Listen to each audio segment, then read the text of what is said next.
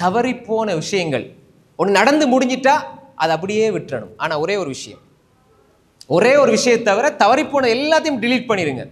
ஆனால் ஒரே ஒரு விஷயம், நீங்கள் செஞ்ச பாவங்களை நீங்கள் நினச்சி வருந்தி கண்ணீர் தூளி சிந்தி எல்லா இடத்துல தௌபா செய்யணும். அதை நினைங்க, அதற்காக அழுங்க. மீண்டும் நான் அந்த பாவத்தை செய்ய மாட்டேன்னு சொல்லி எல்லா இடத்துல நீங்கள் போய்த்து எல்லா இடத்துல எல்லா இடத்துல போய்த்து நீங்கள் முறையிடுங்க. ஆனால் அங்கே நடந்தது இங்கே நடந்தது. சில பேர் தானாக வலிகளை வெளியே எடுத்துக்கொண்டு வருத்தப்படுகிறார்கள். இது ஹராம். ஏதாவது ஒரு 10 வருஷத்துக்கு முன்னுக்கு நடந்திருக்கும். ஒரு சோக பாட்டை போட்டு பார்த்தீங்களா, இதை கேட்கும் பொழுது இது ஹராம், கூடாது. நீங்களா உங்களோட கவலையை புதுப்பிக்கிறீங்க. இந்த ஸ்கூலில் நடந்த அந்த சம்பவம் இந்த சம்பவம் இப்படி கவலைக்குரிய விஷயம், அவர் மௌத்தா போனார், அந்த சார் இருந்தார், இப்படி கூடி பேசுறது ஹராம், கூடாது. கவலைகளை புதுப்பிப்பதற்கு இஸ்லாம் அனுமதிக்கவில்லை. நடந்த ஒரு கவலையை கூட நீங்க கவலைப்படக்கூடாதுன்னு இஸ்லாம் சொல்லுது. நாங்களா கூடிக்கிட்டு பார்த்தீங்களா 10 வருஷத்துக்கு முன்னுக்கு எங்கட வாப்பா ஏன் பேசணும், இதை வாப்பா மௌத்தா போனா எல்லாம் நானா நடந்துருச்சு, துவா செய்யுங்க. வாப்பா மௌத்தா போனா அவர் இப்படி செஞ்சார், ஏதாவது நல்லதை ஞாபகப்படுத்தி துவா செய்யறது வேற விஷயம். இது சும்மா கவலையை புதுப்பிச்சு கொள்றது. ஏதாவது ஒரு பாட்டை போட்டு அந்த கவலையை புதுப்பிச்சு கொள்றது, இருக்கிற கஷ்டங்களை இன்னும் டபுள் ஆக்குறது. அல்லாஹ் இதை தடுத்திருக்கிறான். சும்மா வீணா பேசுறது. நிறைய பேர்ட்ட உள்ள பெரிய பலவீனம் இந்த பழைய விஷயத்தை நினைச்சு பார்த்தீங்களா, 20 வருஷத்துக்கு முன்னாடி நாங்கள் எப்படி தான் இருந்தால் என்ன, இப்போ நல்லா தானே இருக்கிறீங்க, அல்ஹம்துலில்லாஹ்.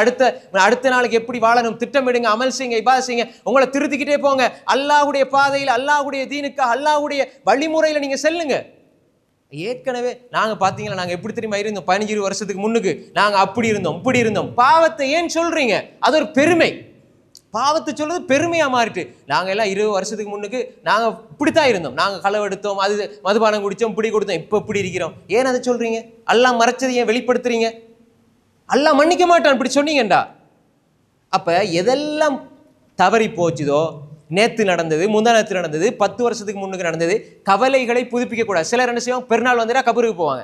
பெருநாளே சந்தோஷமா இருக்கிறதுக்கு இஸ்லாம் அனுமதிச்சிருக்குது. இவங்க கபருக்கு பக்கத்துல போய் அழுதுகிட்டு வருவாங்க. இது ஹராம், பிதா, கூடாது. இது அதை ஒரு வழிமுறையாக ஆக்கி வச்சிருக்காங்க. என்ன வாப்பா பாருங்க போய்த்தாரு, போன வருஷம் நல்லா இருந்தாரு, இப்படி இருந்தாரு போய்த்து நல்ல சந்தோஷமா இருக்க வேண்டிய நாளில் அப்படி ஒரு அமலாக மாற்றி கபிரிஸ்தானில் போய்த்து அழுவாங்க. இது ஏன் இஸ்லாம் சொன்னதா? ரசூலுல்லாஹ் செஞ்சாங்களா? எல்லா நாளும் போங்க, பெருநாளைக்கு ஏன் போறீங்க?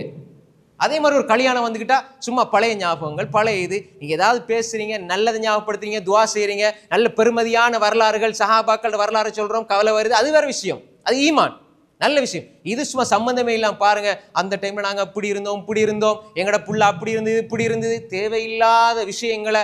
ஸ்கூல் நாங்க நண்பர்கள் 50 வருஷத்துக்கு போறோம், 20 வருஷத்துக்கு போறோம், 40 வருஷத்துக்கு போறோம், ஒன்று சேர்ந்து இருக்கிறோம், அப்படி நடந்தது, அங்க இப்படி நடந்தது, இதனால இப்படி ஒரு பாதிப்பு, எல்லாம் கொஞ்ச நேரம் அழுகிறது, இதெல்லாம் ஏன் எதுக்கு? இஸ்லாம் இப்படி சொல்லியிருக்குதா?